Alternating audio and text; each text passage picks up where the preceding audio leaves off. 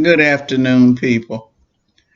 I'm very glad to be back with you again, and this is Dr. Joyce Christine Bailey Lewis talking to you about life, past, present, and future. What I want to do today is to start a series of talks that will begin by bringing to mind something that I don't know that many people have thought about. When we talk about race relations and how to fix it, we have to understand that it is not the total responsibility of Black people to fix it because we didn't start it in the first place. It is the responsibility of those who brought the issue to these shores to begin a reformation that will understand who started this whole thing. It was the slave owners and the whites who took Black people into slavery and started the racial divide.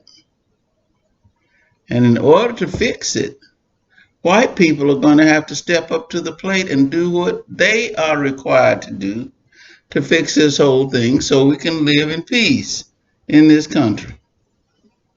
Now, oftentimes, Black people are expected to march, to protest, to do whatever it takes to even allow themselves to be beaten up and not fight back, to be hanged and martyred and women raped and all of the issues that we as a race went through and come out on the other end and still allow ourselves to be subject to less freedom and less justice and less of a better life in this country than anybody else.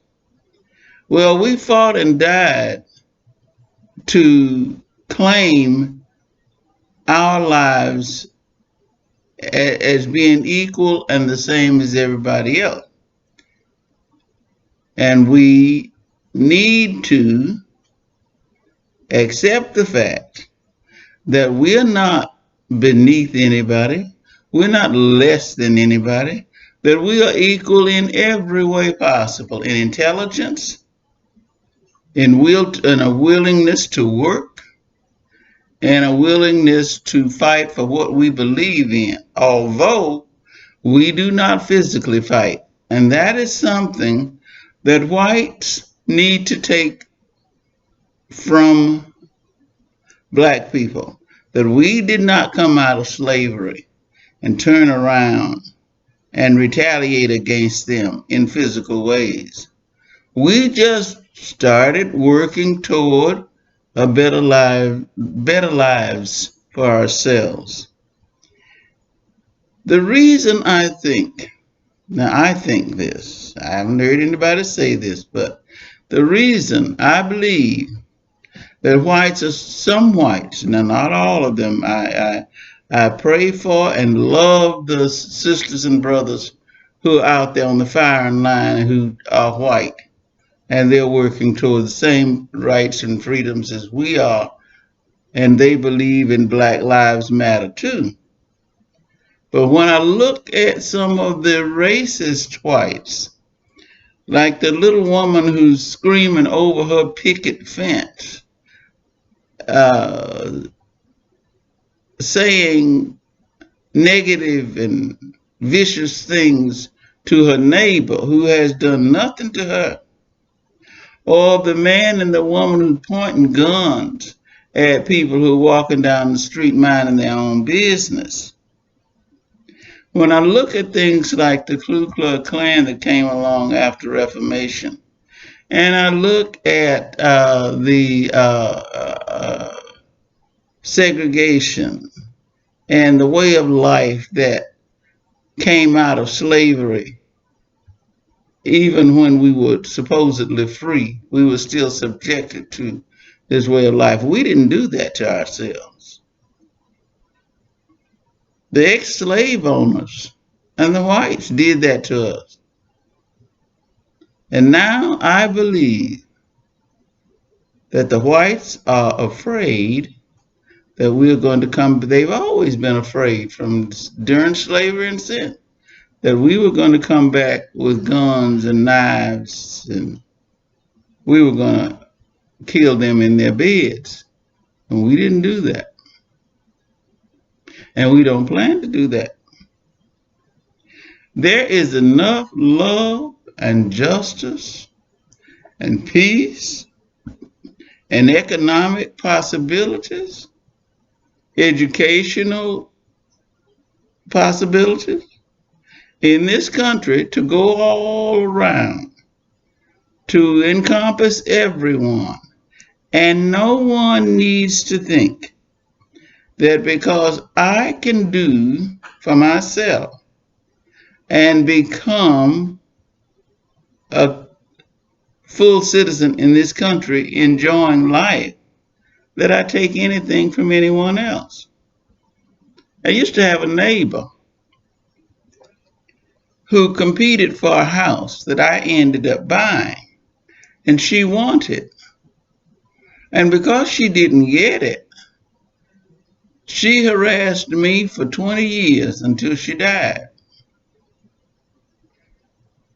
There was no reason why she should do that, and it didn't bother me because I figured it was her problem, and I was fine. And that's another message that whites need to carry home with them. You're not bothering me by yelling obscenities across the picket fence.